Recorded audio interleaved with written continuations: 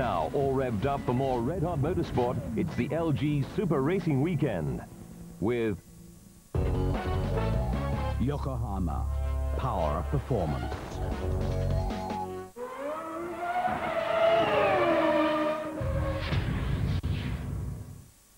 Now on Eurosport, cars you see on the road every day, but you've never seen them go like this. It's the FIA European Touring Car Championship. With KW, the sports shock absorbers specialist. Welcome to Bruno in the Czech Republic. The LG Super Racing Weekends march on to hot and sunny Czech circuit of Bruno.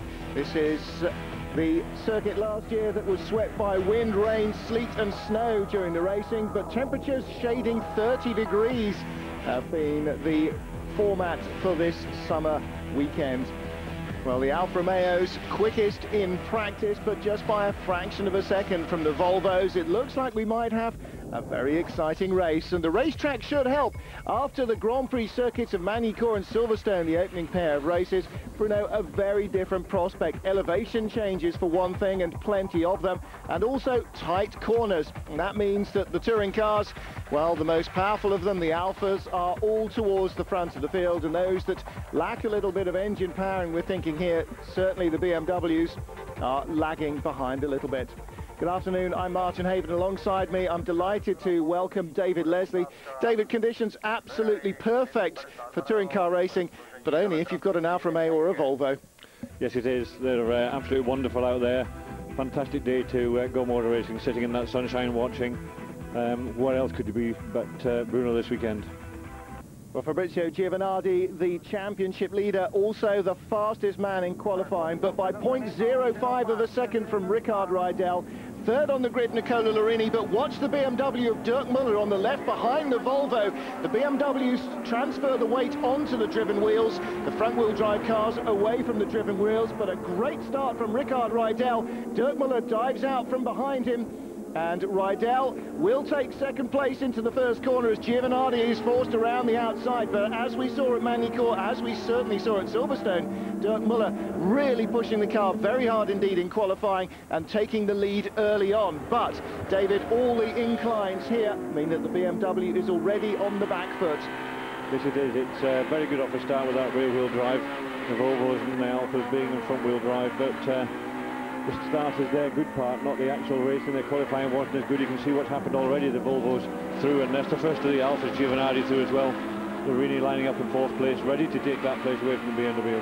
Well, you notice that the BMW hordes that basically started with Tom Coronel 10th and back on the grid have all shot past the non-Nord Auto Alfas as we ride with Fabrizio Giovanardi, and now on board with Rickard Rydell. Rydell doing a very sterling defensive job at Silverstone. Really aggressive drive from him. This Volvo chassis is certainly very well balanced. You don't see it moving around as much as the Alfas, and I think it must be very kind on its Michelin tyres as well. All the cars using the same tyres, and that may prove a factor in some of the tougher races, the hotter races. And well, here at Bruno, the track temperature is nearly 30 degrees, and so that very much counts as a factor here as well. But Giovanardi doesn't quite have the power advantage that he enjoyed at Silverstone. Still, you sense that he is a fraction quicker than Rydell. Yes, he's just that little bit quicker in a straight line. But when you're out there in the race situation, a bit different to the qualifying, and he's really going to find a way past. So there he is, down the inside. Rickard left the door open a little bit and let him go down, but will he be on the right side for coming out next corner? Well, Rydell trying to hold it for the right-hander, and he forces Giovanardi out wide. Now this is Silverstone, and across the nose he goes. Rydell backwards in the pack, and Giovanardi, as at Silverstone with Dirk Muller, absolutely taking no prisoners, and Rickard has stalled the engine as well. Giovanardi down to third. Dirk Muller leads again from Nicola Lorini. Remember at Silverstone at Abbey, Lorini got into the lead of the first race as Giovanardi tried to bounce Dirk Muller off the inside of the corner when the German passed him for the lead. And David, we're only the beginning of lap one. Yes, it's all happening. Touring cars are very exciting. They're very aggressive, and you've got some really aggressive drivers here in this European Championship. You've got some really good drivers. Oh, Lorini having a real problem there, holding it in, wasn't he? And Giovanardi slips by him. Dirk Muller with a little break at the moment. Yes, Giovanardi will, he's been quickest all weekend really over his teammate, and I'm sure he'll take that place away and keep it. but Larini, when he went round there, was really hopping that car around. The car was obviously not set up properly for the springs and dampers to get the best grip round there. Well, Rickard Rydell disappointingly coming into the pits, so his race 1 is over. He will have preparation time for race 2. Giovanardi still behind Larini though. Larini just managed to hold on. The track opens out enough there for him to have the advantage. There is Dirk Muller who leads. Jörg Muller was in 4th, now down to 5th because the Spanish Alfa driver Luis Villamil has got ahead of him. And then behind Jörg Muller in 6th position, I think Tom Coronel in the BMW, possibly Jordi Hane in the Spanish BMW, but I would assume Tom Coronel was the guy there. So still Larini holding off Giovanardi. Now this actually plays into the hands a little bit of Dirk Muller, because Larini doesn't care what happens to Dirk Muller. He's only interested in holding off Giovanardi. Gio has the inside line down to this right-hander though. There you go. Larini has to give it up on debraking. Giovanardi is, I think, perhaps more than the last 2 years now, being very, very aggressive, because he's having a really tough battle on his hands. He is, but he's been the champion for the last couple of years, so he will do his best to get there. Then we can see what happened here. Oh dear, look at that. Across. Now, that, straight into that Volvo there. Now, if that's not a black flag incident, I don't know what is, because Giovanardi comes off the corner, watch his hands. Well, at that stage, he's actually in a straight line, so Rickard's slightly moving across, but the straight-ahead view showed that Giovanardi clearly turned into Rydell, and we saw that at Silverstone. Although Dirk Muller bounced across the inside of Abbey, he had 2 wheels on the tarmac, 2 wheels on the dirt. Giovanardi still turned into the apex and hit the BMW in the door with the nose of his car. Now, Muller would have run wide, and there might have been contact anyway, but Giovanardi, again in that instance, instigated the contact. He is not going to take people passing him lying down this season. He is, I think, a very different driver to last year, much more aggressive, much more early on in the year, and causing accidents rather than being involved in them. Muller, though, still leading. Giovanardi is getting closer, and now that Larini's not kept him behind, I think the writing is on the wall for Dirk Muller. We'll be back with more in a moment. Round 5 of the European Touring Car Championship at Bruno. We're with 2nd place Fabrizio Giovanardi. Dirk Muller, who lies 3rd in the championship standings, tied with Rickard Rydell, currently leads the race. Rydell out after an incident with Giovanardi, where the replay showed Giovanardi turning off the corner into the middle of the track, hooking up the Volvo across the nose of the Alfa and piling him off into a spin. Now, Dirk Muller, David Leslie doing a good job here, but Giovanardi, we know, has got a power advantage over the BMWs from Silverstone. Not so much now, it seems, over the Volvo. Interesting to note, further back in the pack, we think behind the best of the BMWs, around 8th position, Tommy Rustad, who was put to the back of the grid. Rustad's qualifying speed should have seen him 17th, but actually started 19th and last because of a technical problem. They changed the engine in the car after free practice, told the organisers. The organisers said, oh no you didn't. And there is the 2nd Volvo of James Hansen. Now that is 6th or 7th place now. I think we'll have to look at the end of the lap, and there is Rustad. He has worked his way up through the slower traffic, but Dirk Muller, well, right now Giovanardi is right up behind him and closing fast. Yeah, Giovanardi will make the best of this car. The car's been working well all weekend to be right up the front, and he'll just take his time. It's a 10-lap race, and he'll work his way forward, looking after the tyres. That will not do him any good at all, getting the wrong gear like that. That'll be a quick over rev on the engine, so that won't do it any use whatsoever. But these people, of course, having to use what we call the old-fashioned gearbox, the H-section gearbox, the same as you have in your normal road car. And if they just happen to pick the wrong, push the lever the wrong way when they're changing from 4th to 5th, they get 3rd gear instead, they tend to slow down and have a major over rev rather than actually move forward. A lot of these people have actually been doing this, which is aggravating most of the manufacturers, I think, except for BMW. But you can see as they're coming up the hill here how Giovanardi can just pull up to the back of Dirk Muller there, having come out of that slow corner. Well, of course, for every uphill, you would expect that on an average racetrack there's got to be a downhill where the speed advantage will not be quite so much in favour of the Alfa. But, yeah, very graphic there. Even though he missed a gear coming out of the final corner, by the time they're up at the top of the hill into turn 3 and 4, he's right with the BMW again. You did see how far he pulled away. James Hansen there, great stuff. Up into 6th place now then, behind Jörg Muller. So that's very good indeed. This is Hansen's first race in the Volvo, don't forget. Rounds 1, 2, 3 and 4 being an unmitigated disaster for James Hansen in the second of the ProDrive built Volvos. After Silverstone, they said, now that we've raced here, we're allowed to test here, we're going to do some running with James. He has got some time in the car at last, and clearly is finding the speed. Don't forget, last year he raced in the BMW. He's never driven a front-wheel drive car in a race before now. So up into 6th position, and looks like scoring himself his first points of the season. But at the moment, well, Dirk Müller doing a good, strong job. Larini goes away. Hansen up to 5th now, ahead of Jörg Müller. Then Tom Coronel, then Freddie Ekblom, then the yellow Alfa Romeo. That is, why am I going to say Tommy Rustad? I don't mean Rustad, I mean Paolo Ruberti, of course, the other there in the entry list. So Giovinazzi, well, again, the uphill section, David, we should see him closing on the BMW, but you can see through the tight and twisty stuff, the chassis of the 3 Series is keeping Dirk Müller out front. It is, it's working extremely well. As you said, down the inclines going down the way, he's doing well, and through the corners he's doing very well. The car is very well balanced, it sits, it does everything right, it doesn't do anything wrong, it doesn't slide as much as what the Alfa is a little bit.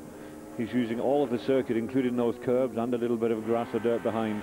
But down the straight you can see how Giovinazzi can catch, and there he goes, straight down the inside.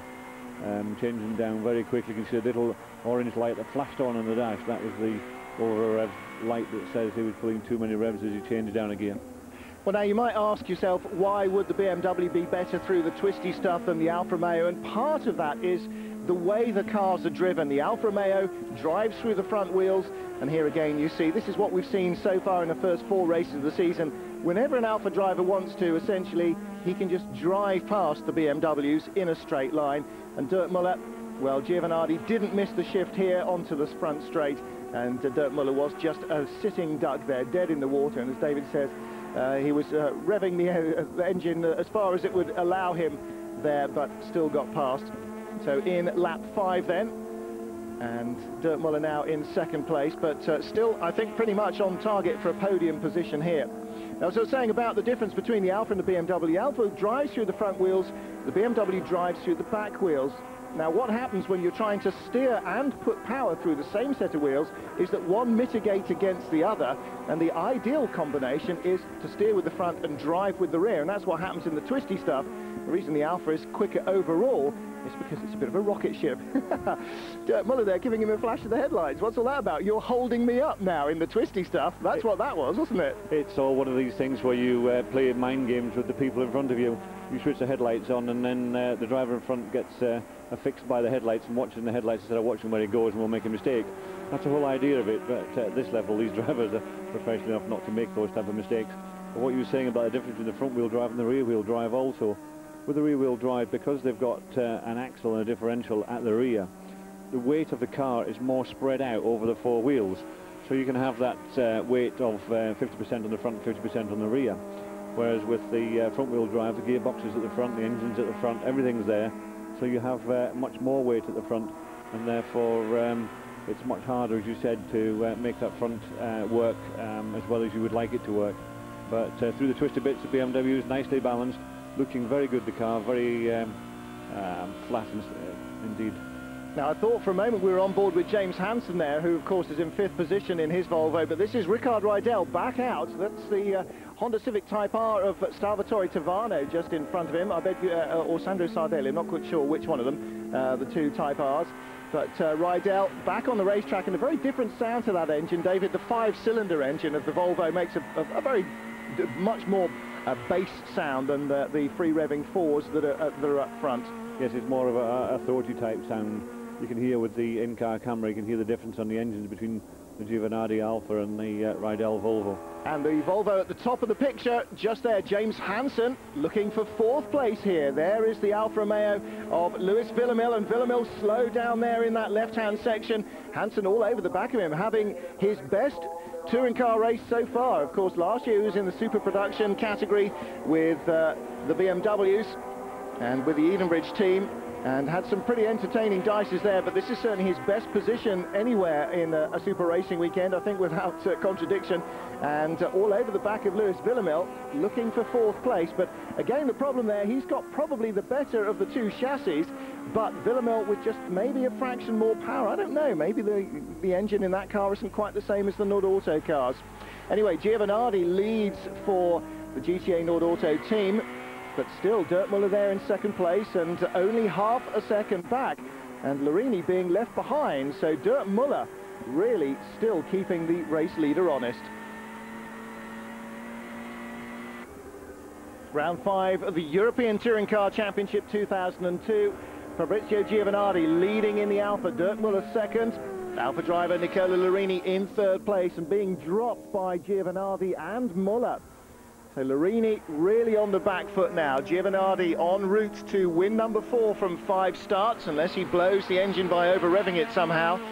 Dirk Muller in 2nd place. That will be his best position in the series so far. Muller currently lies in 3rd place in points, tied with Rickard Rydell, but that won't stay, as we saw Giovanardi push Rydell off the track. Rydell has rejoined, but points only go down to 6th position in this series, so he's unlikely to take any. Umbrellas up at the marshal's post. No, it's not raining. That's for sun protection. It's very hot and starting to become a little humid here at Bruno. But the Alfa Romeo, Giovanardi, well, when he passed Dirk Muller for the lead, Dirk was able to hang on for a couple of laps, but David Leslie, I think it's becoming a little bit of an unequal struggle now. Giovanardi's really got his rhythm together and just motoring away from the BMW on sheer horsepower.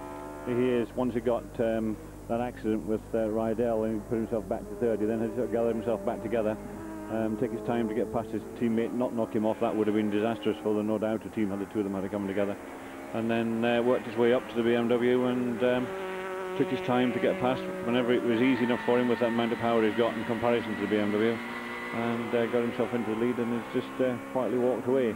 His teammate is still struggling a little bit. He said he was going to alter the car over the last night in order to try and see if he can make it a little bit better today. But obviously Nicola Larini hasn't quite been able to do that, and is languishing at the moment in 3rd place, despite having the extra power over and ahead of the BMW. I think Larini desperately needs to get Giovanardi's setup sheets, and I can imagine that Giovanardi is desperate that he doesn't get his setup sheets, because although you said Giovanardi, when he was trying to catch Larini, passing him but not doing it properly and taking the both off would have been a disaster for the Nord Auto team. It would have been, but it wouldn't have been a disaster for Giovanardi personally, because it would have meant that Larini would have been off the track and wouldn't have scored. So Giovanardi really desperate to protect his position at the moment as championship leader, not just over the rest of the field, but particularly over his teammate. And Larini is in 2nd spot in the points. So he is his arch rival, really. James Hansen up to 4th now, ahead of not only Lewis Villemel, but Jörg Muller in the BMW. So Hansen having a good race. Cox now ahead of Ekblom, Roberti, then Eric Cairol, very quick indeed, the ex-BMW driver in his Alfa. In the warm-up this morning, he was 5th quickest, Eric Cairol, which is his best performance so far in the Alfa, and he's obviously got to grips with his car. Tommy Rustad there in the top 10 as well. But as I said earlier, points only go down to 6th position, so it's pretty tough actually to score points in this championship. If you're not in one of the 2 Nord Auto cars or the 2 Volvos, then that accounts for 4 pretty much of the point sets at the moment, and that means that the remaining 18 drivers are going for place 5 and 6, so it's a pretty daunting task to get into those points. It's very difficult, but James Hansen's doing a good job. We can just see him in the background. There he is in 4th. Ahead of the other Muller, doing a great job, absolutely fantastic job getting himself up into 4th place. As you said earlier on, he's a really disastrous start to the season with the first 2 meetings, and that extra test day at Silverstone before they came out, he has helped him tremendously, and a little bit of extra confidence, and working very much with Rickard Rydell on the setup and the telemetry they use on these cars to find out exactly what the cars are doing.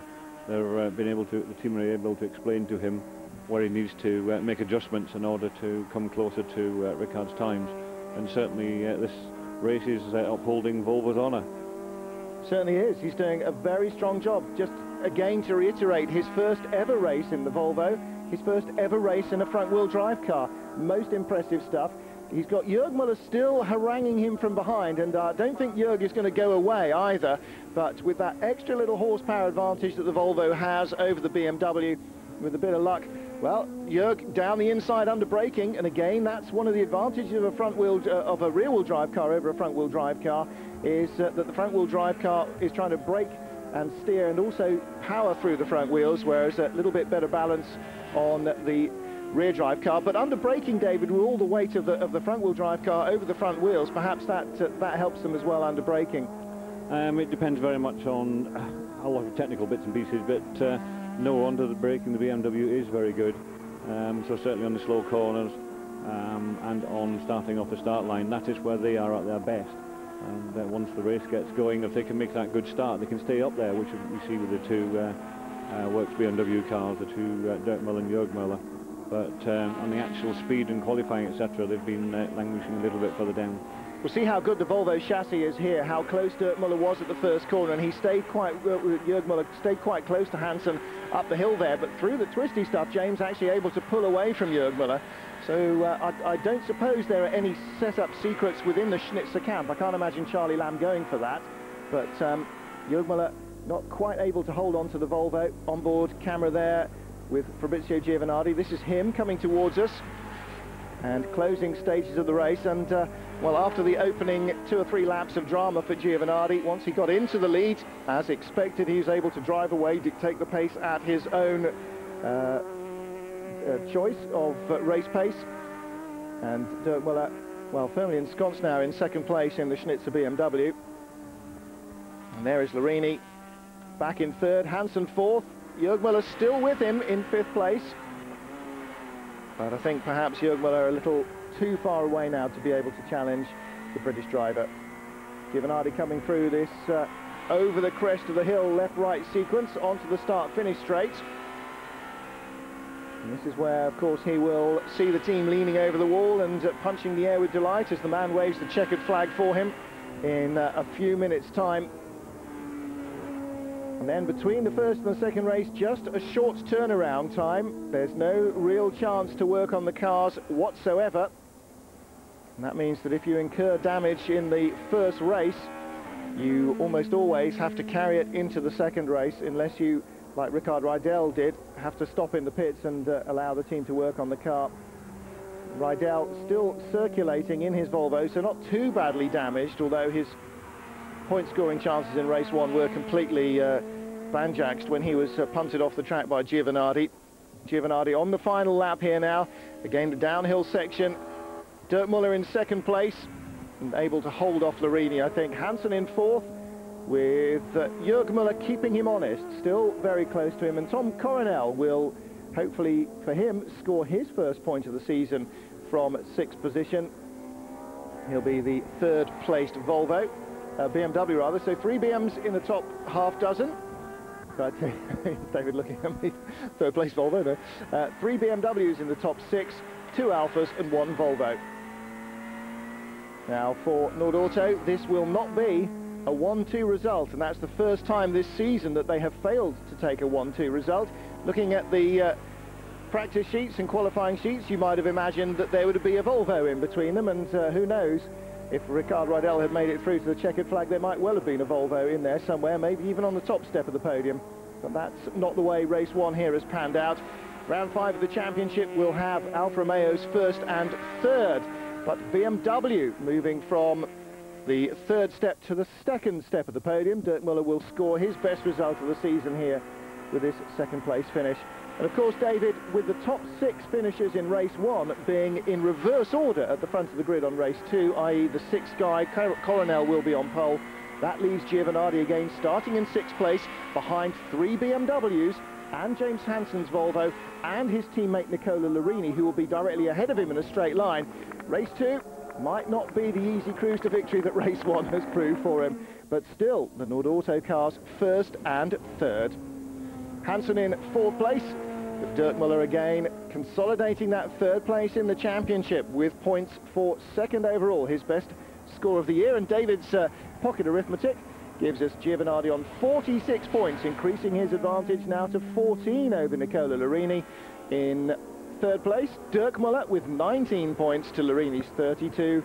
Rickard Rydell stays on 13, and Jörg Müller moves up to 5th place in the series with 10 points, or stays in 5th place, but closes on Rickard Rydell, who is now down to 4th place. And James Hansen moves into the points in 6th spot, so good stuff for him.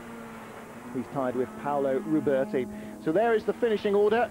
Good strong race from James Hansen in 4th place. Very pleased indeed to see him finally make the start, never mind make the finish of European Touring Car Race. And I'm sure the ProDrive guys who have worked long hours to make sure that that has happened will be equally thrilled. Top 12 then, well, the second half of the 12 is predominantly BMWs. Tommy Rustad in 11th, pretty much where he started really. And that means Rickard Rydell didn't make it back up into the top dozen at the end of race 1. So Giovanardi then win 4 out of 5 starts. It's all starting to look a little bit Schumacher and predictable, but he'll have to start in 6th position for race 2, round 6 of the championship. Who knows, we might for the first time see somebody other than an Alfa Romeo win this one. But I wouldn't necessarily rush off down to the bookies on it. We'll be back live at Bruno just after this. Stay with us. Back live on the grid at Bruno in the Czech Republic. Hot and close the conditions now, not quite the sun of yesterday. Race 2 here, round 6 of the European Touring Car Championship.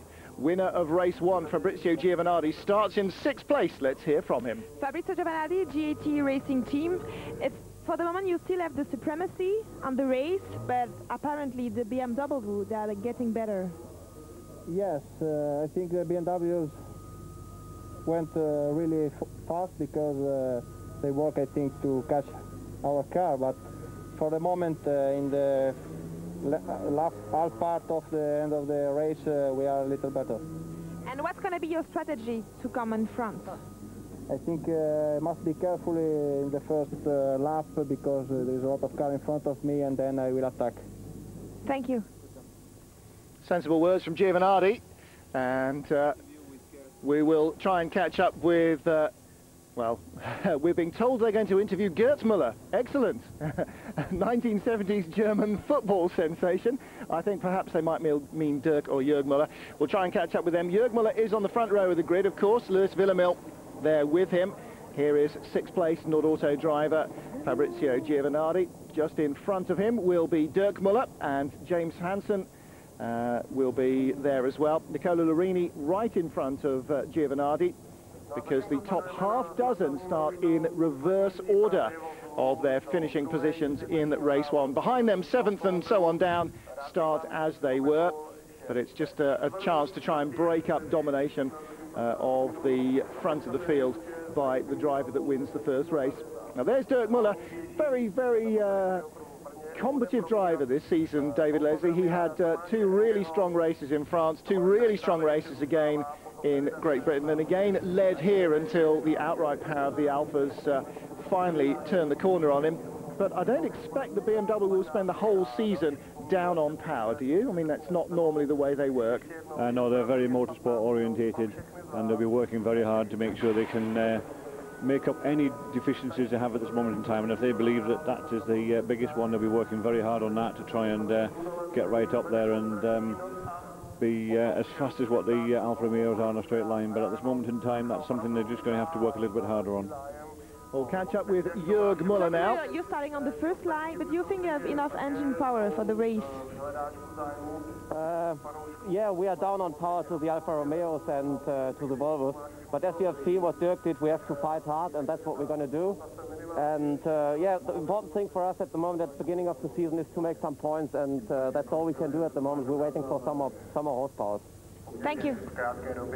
So if there's anybody in Munich who has got some more horsepower, I'm sure you find some very receptive drivers here. Of course, David, the problem that BMW has, that is not a problem at Alfa Romeo, that's not a problem at ProDrive Volvo, is that they have a Formula 1 program, which is obviously eating up every resource they have. And that does mean that the European Touring Car Championship, while it would be nice to win, is certainly very much a sort of poor relation to the demands of the Formula 1 team. There you see the 42 car of Dirk Müller on the pole position, and alongside him Lewis Villamil, number 15. They are the front row starters. And again, the BMWs should get away pretty cleanly here, and we should be seeing a BMW leading into the first corner once more. I would think definitely with the BMW on the front row, they'll definitely get that start off with the rear-wheel drive into the first corner first. But BMW, while they do have a Formula 1 programme, it's not the be-all and end-all. BMW are very good at motorsport, and they will put money where it is necessary, maybe not anywhere near as much, but they will put some money behind the touring car programme and make it into something that will win.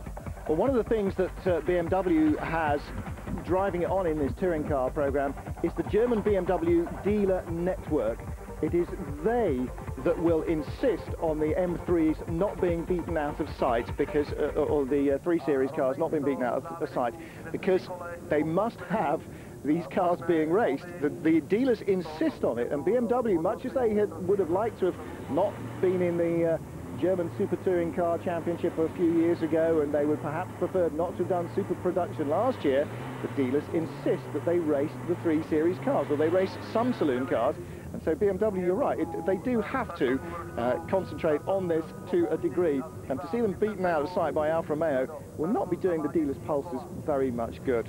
No, the dealers have got a great deal of faith in their manufacturer. They've been pushing the manufacturer for many years to race their saloon cars and not just go off and do something like Formula 1, which is why you've always seen a BMW race somewhere or another. And last year it happened to be the 3 Series that were racing the American Le Mans Series. That's now stopped, so they're here in the European Touring Car Championship with their 3 Series. And it's not only the German dealers, also it is also the whole of the European community that push very hard. They've got a massive motorsport heritage of BMW, and they're just one of those things they can't give it up. They will just keep on going and going, and they will keep on winning races year after year. Of course, European Touring Car Championship has traditionally been a very happy hunting ground for BMW. You think back to the great days of the 70s with the CSL Batmobiles and all those fabulous pictures of Hans Stuck flying over Flansgarten and so on at the old Nürburgring. They've always been successful, but so too have Alfa Romeo. Alfa Romeo have also enjoyed a great deal of success in the smaller capacity classes and in overall wins. The car that spiritually gives its name to this one, the Alfa Romeo's GT-AM, was one of the ultimate 70s touring car weapons in the 2-litre category, and so they've both got a very proud heritage. And Volvo too, in the 80s, the Volvo 240, now a car that looks less like a racing car than the brick-shaped Volvo 240, the squarest of all square Volvos. It's hard to imagine, but they homologated a turbocharged version, and well, some very, very brave drivers took the battle to BMW, to the TWR, Jaguars and Rovers, and won European touring car titles. Ulf Granberg, hats off. You may not hear very much of him apart from those glory years with Volvo, but my God, that man must have had gonads the size of tennis balls, because he was absolutely, they were lethal weapons, the 240 turbos. Hit a bump on full boost and it would cross the track from one curve to the other without a shadow of a doubt. The S60, a very much more handleable machine, I think. Here you have our top half dozen then in reverse order. Ekblom and Cox, Ruberti and Cairol making up the top 10. Tommy Rustad's Seoul Nissan, they almost didn't come here. They're so tight on money in 11th. Tom Ferrier in 13th place. Gianni Morbidelli's car not making the race. And on the caption there, I was busy looking at Tom Ferrier's. I didn't see Ricard Rydell. Let's have a look as we follow this. Gianni Morbidelli not making the start in his car. Yeah, there is the Volvo right at the back. So as we saw from his onboard camera, he was behind the 2 Honda Type Rs, and he still is. Those 2 Honda Civics being built by Eurosport. Very much a private operation. It's not funded by the factory. And where's Rydell gone? Oh, well, the other Honda has slowed right down. It's the first time we've seen both Hondas on track even, because they've been trying to reintroduce the car from super production up into this new European Touring Car Championship spec, and it has been very much an uphill struggle. They're still not quite there yet. The engines they're running are very much a production engine rather than the touring car engine they're looking for, so they're still very much at the back of the grid. The drivers are hoping for the new engines to say they will arrive next Friday, and then they'll be bolted into the cars, and hopefully at the next meeting they'll be able to be a little bit further up grid instead of just propping it up at the bottom. As you see, Lewis Villamil, oh, no, that's very bad news. Alphaholics weep. You see, Alfa racing cars may be quite good, but as we all know, Alfa road cars are just a breakdown, looking for somewhere to happen. Lewis Villamil leads the field round onto pole position for this 6th race in the series. Alfa Romeo Spain with Lewis Villamil on pole position for round 6 of the European Touring Car Championship. Jörg Müller rather, on the outside of the front row. James Hansen for Volvo in 3rd. Nicola Larini in the Nordauto Alfa in 4th. Jörg Müller in 5th. Fabrizio Giovanardi in 6th position on the grid. Tom Ferrier back there in the middle in the Alfa Romeo GB entry. And right on the back, Rickard Rydell, who was helped off the road by Fabrizio Giovanardi in the lead battle in round 5. The grid is clear. The revs rise, the red lights are on, very quick change to green, away they go. Watch the BMWs all break formation to try and get around the slow starting front wheel drive cars. James Hansen battling with Jörg Müller for the lead, or for 3rd place there, but he'll drop back into 4th. Jörg Müller swings around into the lead. Dirk Müller in 2nd place. Lewis Villamil is going to be a fly in the ointment here. And look there, you see Frederick Ekblom and Peter Cox both battling with with Fabrizio Giovanardi in the 2nd of the Nordauto cars. Here's Giovanardi right behind Larini. They are 5th and 6th. Larini making a move on James Hansen there successfully. Down the inside he comes. Lewis Villamil holding up Hansen, and he will have to move out. Oh, slides very wide indeed on the gravel, on the sand, and off he goes. Villamil out of the equation. Hansen 4th, Larini 3rd. It's Schnitzer BMWs, Jörg and Dirk Müller 1st and 2nd, and somebody's gone off. One of the BMWs went off very fast, very hard into the tyres there. We didn't see who that was. Maybe the cameras are picking up as the dust clears. Jörg Müller goes off, nearly, really pushing very hard indeed. David asking a lot of the tyres as another Alfa goes off behind, just in front of Tommy Rustad. Yeah, they're pushing very hard in this opening lap, and there's all sorts of drivers making mistakes. We've seen a BMW shoot clean off the circuit. We've seen Lewis Villamil have a slide early on and get it wrong. We've seen him then having another slide a couple of corners back. So these guys are pushing very hard on this opening lap, and they're just making all sorts of mistakes with Tommy Rustad, who's somehow or another managed to get himself off into 6th place with a car that hasn't been doing too well at this circuit.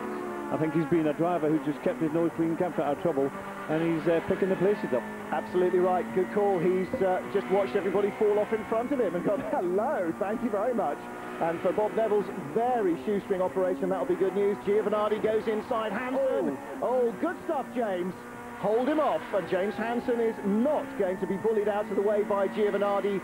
2 European Touring Car Championships under his belt in the last 2 years, or not. Giovanardi, though, does have the power. Still on the Volvo. It's a left-hander coming up. Is Hansen going to come down the inside?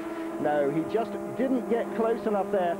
And it looks like Giovanardi again turning in there to preserve his line and his momentum, and taking the impact as a consequence of that.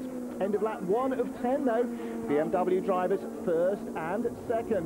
And 1 down, 9 to go. Giovanardi now up to 4th. Well, let's see if we can have a look. Oh, this is the replay of Giovanardi and Hansen. Big slide from Gio, but Hansen on the dirt and on the sand there. And Giovanardi just doing it in the right place. I mean, you have to give it credit to him. He chose his point. You know, he's like Napoleon. Choose where you're going to have your battle and then fight it.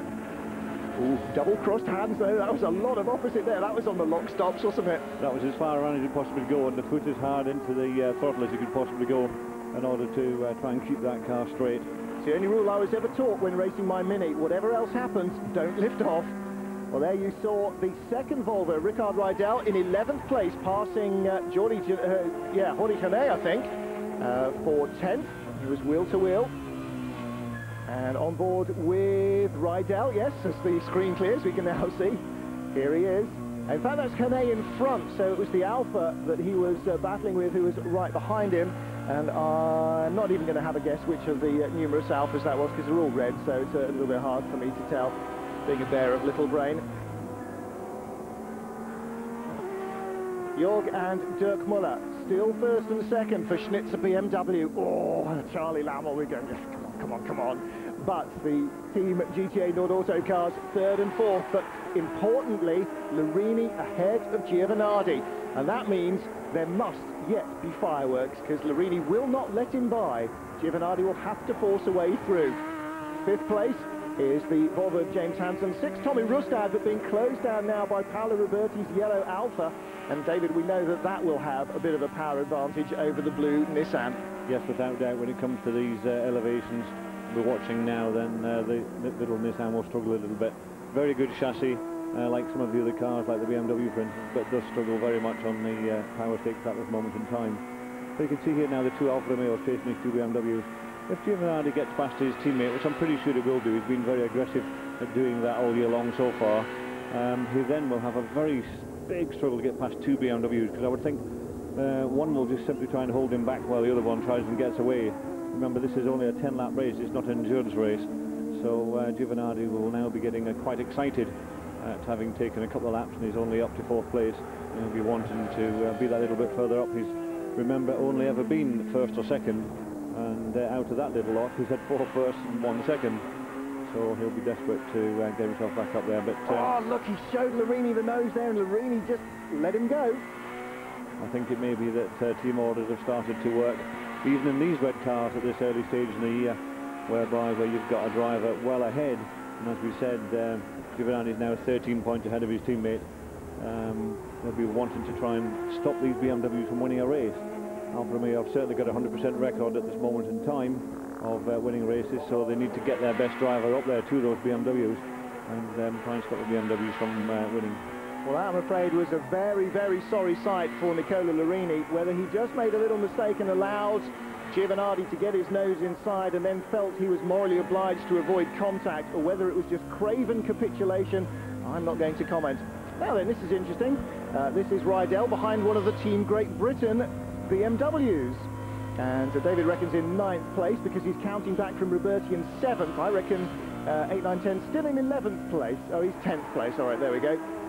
So either craven capitulation by Larini, but I'm not sure it was. I think he just ran a little bit away from the apex, and Giovanardi stuck his nose inside, and Larini thought, oh, something, I'm going to have to let him go. Whatever the Italian word apposite to that point would be. You've got to remember that these are 2 teammates, and the last thing you can do is to have 2 teammates take each other off. It really does look very, very bad, and I'm sure that all these teams have told their respective drivers that you race as hard as you can, but you don't ever take each other off, because that's just such a disaster for any team. That would be a Julian Bailey, Will Hoy British Grand Prix support race moment, wouldn't it? I knew you'd like that one.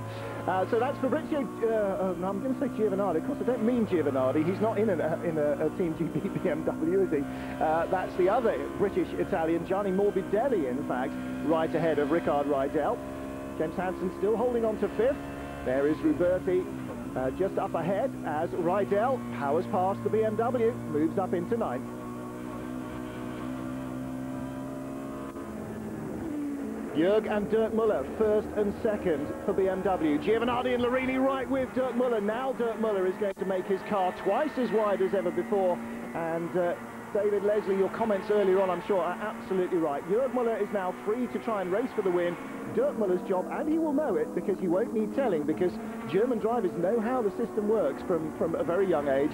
His job is solely to hold up Giovanardi for as long and as much as he possibly can. And the slower he can go and make Giovanardi go slow without letting him by, the better it'll be for Jörg Müller.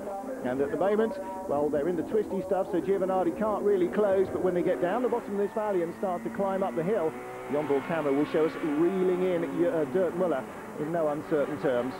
And you've got to remember that in the first race, when he got past him at the end of the start and finish straight, he just simply accelerated all the way down the straight and straight past him, left him no opportunity to try and defend that position into the right-hander at the end of the start and finish straight.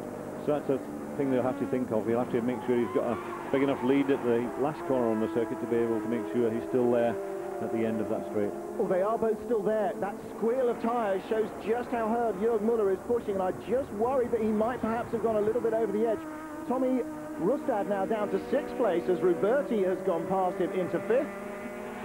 So change there as we predicted, the Alfa on power going past into 6th place, but Rydell will now be 8th, 9th, and right behind Tommy Rustad and the BMW that's tailing him. Not sure who that is. I think it's Fredrik Ekblom, in fact. We'll have to have a quick look. Well, again, Dirk Müller using the grass on the inside. No grass creek here, it's just dirt. And with Rydell, he's ahead of the BMWs now, and that is 6th position, that yellow Alfa. That's what he's looking at, 6th place. So trying to get 2 Volvos into the top half dozen. And Giovinardi here struggling, even on the main straight. I wonder if the Alfas are using up their tyres more than the BMWs. Again, perhaps that's a factor of front drive versus rear drive. It is without doubt, because as you said earlier, when you get a front-wheel drive car and they're doing everything through the front-wheel drives, they're braking and they're steering, then the front tyres do take an awful lot of work. Whereas these cars in front, these 2 BMWs, they've got a pair of tyres steering and a separate pair of tyres doing the driving.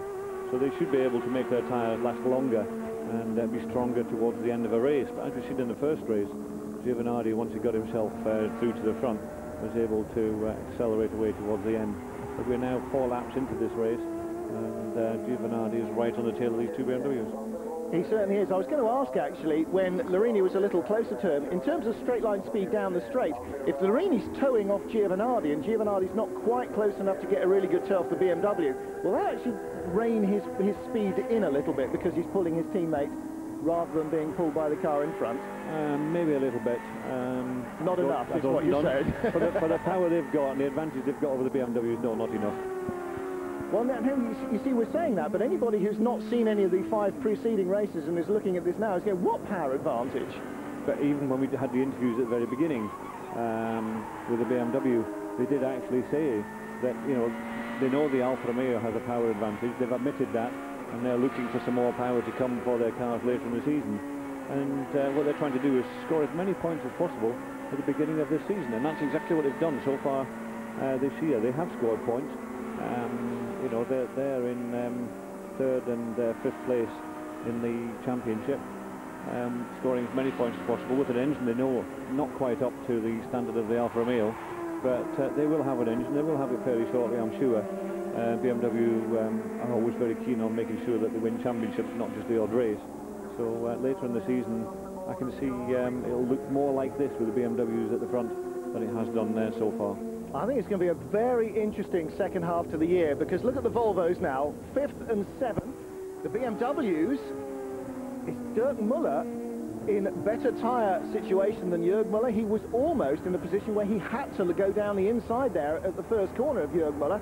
I think Jürg Müller, who's been making more tyre squealing noises, particularly in that long right-hander where they go out of sight as they follow the cars behind, I think Jürg Müller might perhaps be in a little bit of mechanical trouble here, because Dirk Müller is right behind him and the 2 Alfas are there as well, and Dirk is going to have to make a decision this lap as to whether to go by or not. Still 5 laps left to go.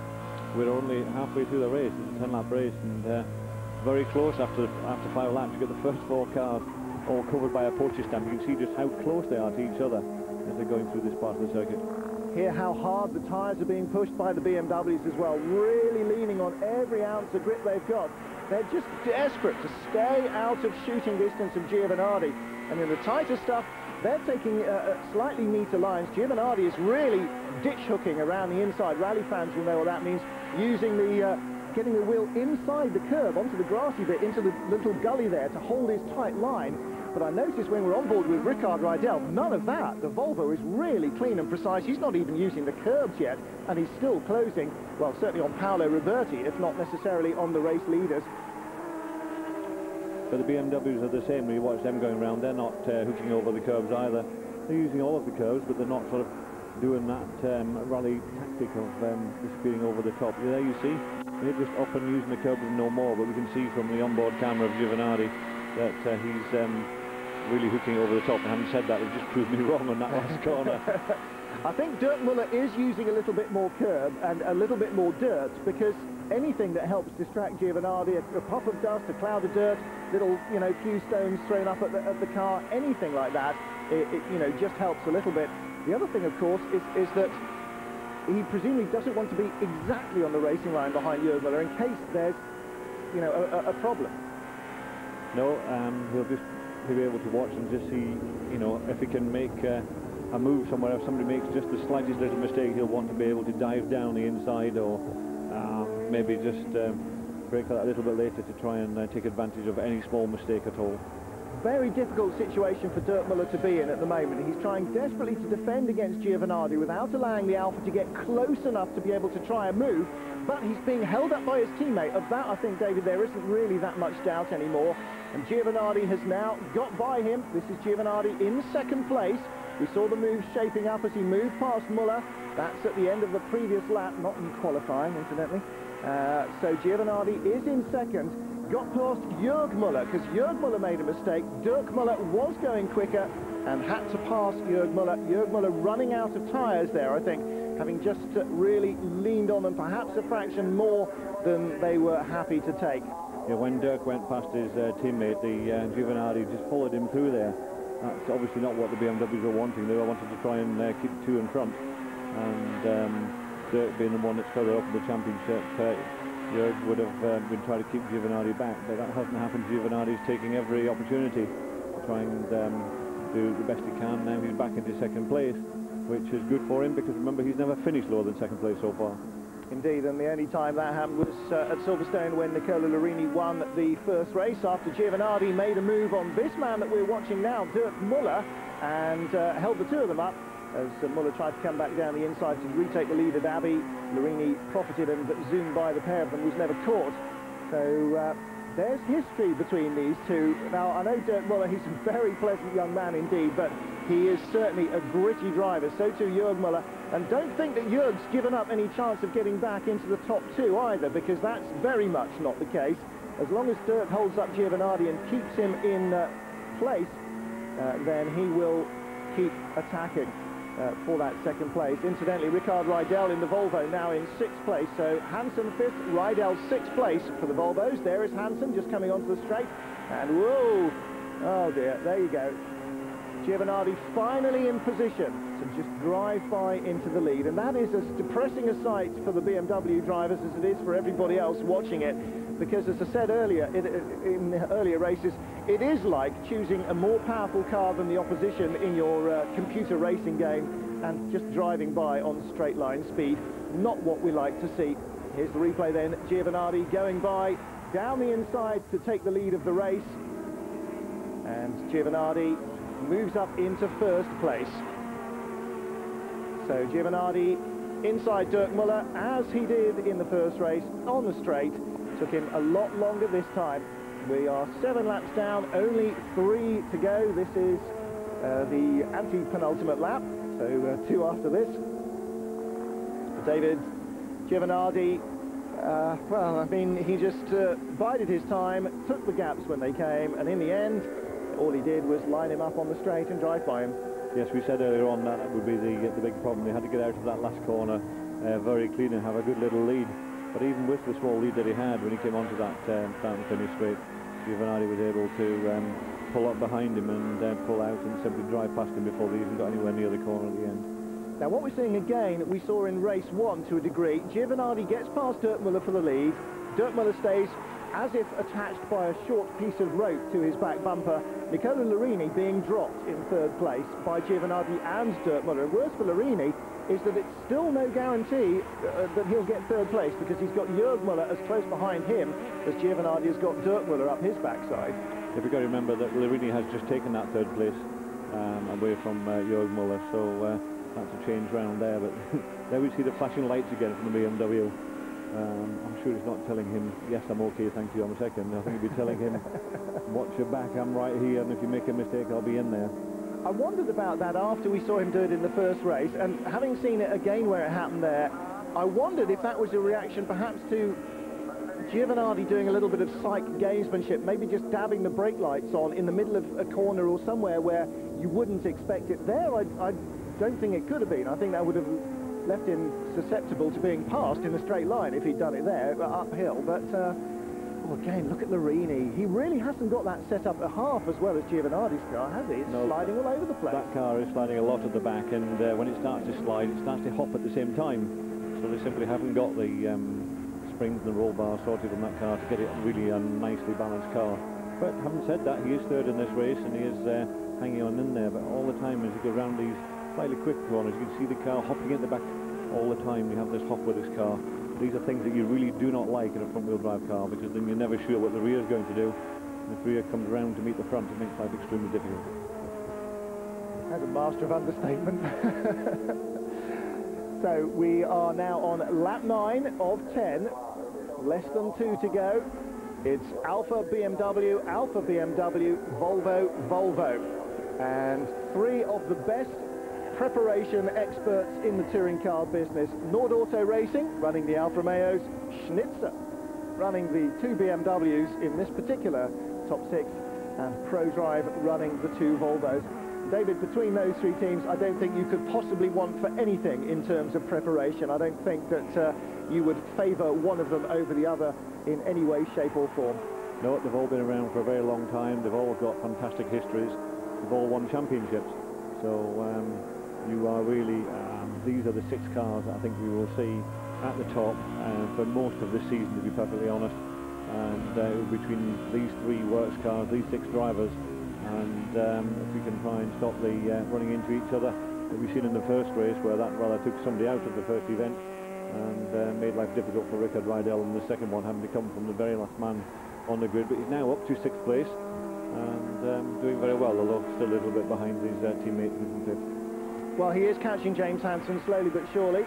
And as you say, if it hadn't been for Giovanardi punching him off in race 1, it might have been a very different prospect. He may well have had 2 podium positions out of the 2 races, and who knows, potentially even a win. He was, after all, fastest in both free practice sessions and for 28 of the 30 minutes of qualifying. There's no doubt that the Volvo is very much a potential race winner in the hands of Rickard Rydell, and who knows as well, later in the season, once he gets a little more front drive experience under his belt, maybe even James Hansen too.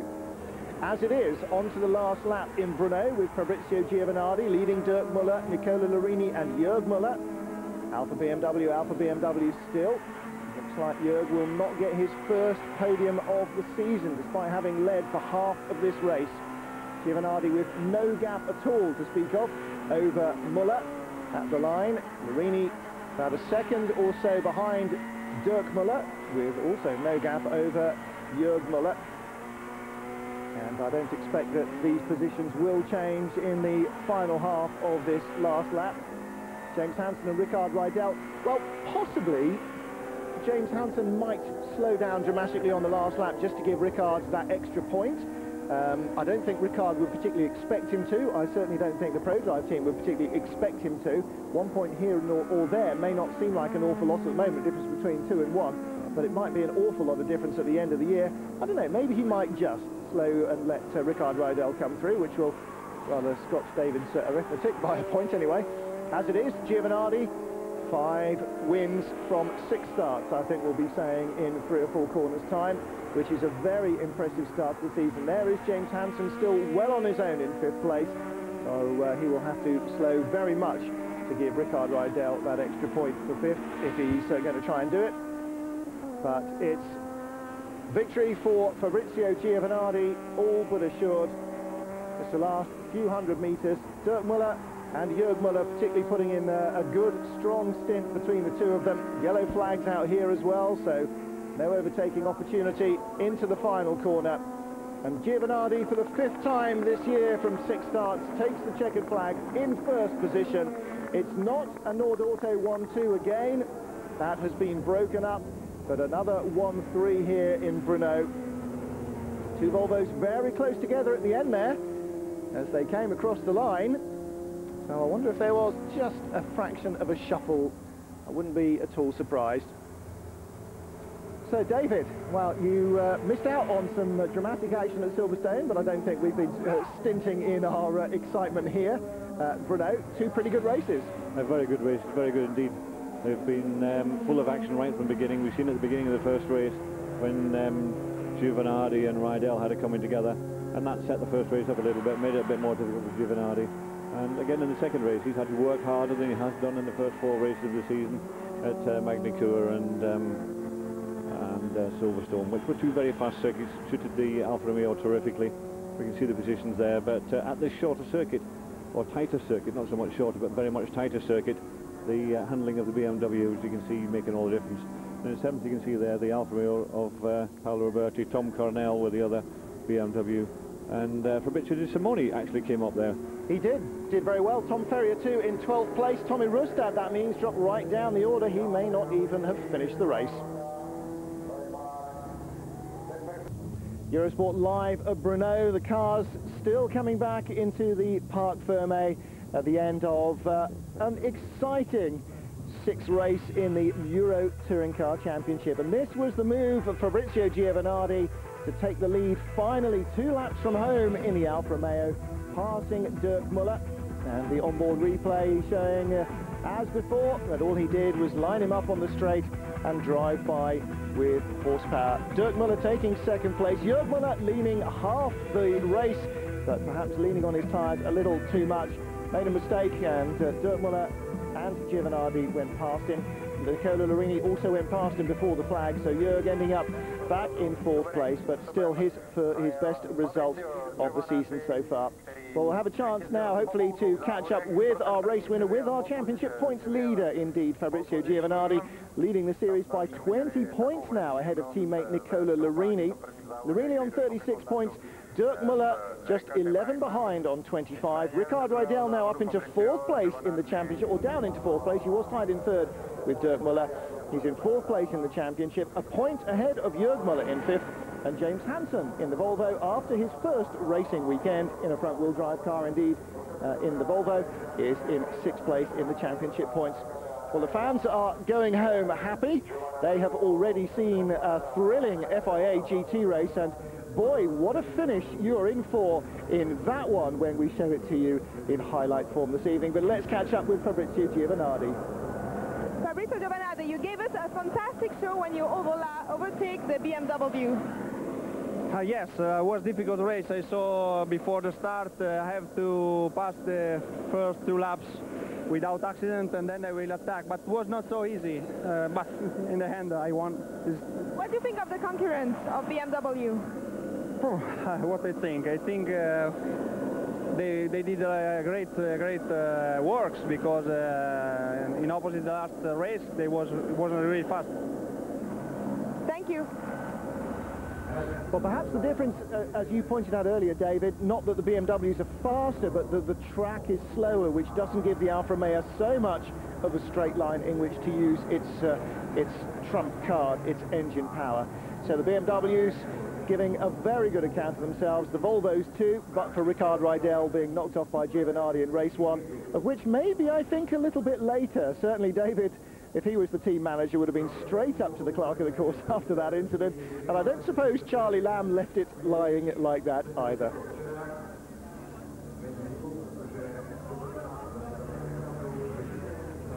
So, 2 blinding European touring car races, and believe me, the FIA GTs were not left trailing in their wake in terms of excitement. If I tell you that a Ferrari led at half distance but failed to finish with the local hero on board, and there was a last lap pass for the lead, that's got to make you come back at 6 o'clock this evening, hasn't it? We'll be on air at 6 British Eurosport, 7 Central European time across Eurosport, across Europe. So join us for that. Meanwhile, from the European Touring Car Championship, from myself, Martin Haven, and from David Leslie, thanks very much for joining us this afternoon. We'll see you again this evening with the highlights of an FIA GT thriller. Bye for now. With LG Electronics, digitally yours.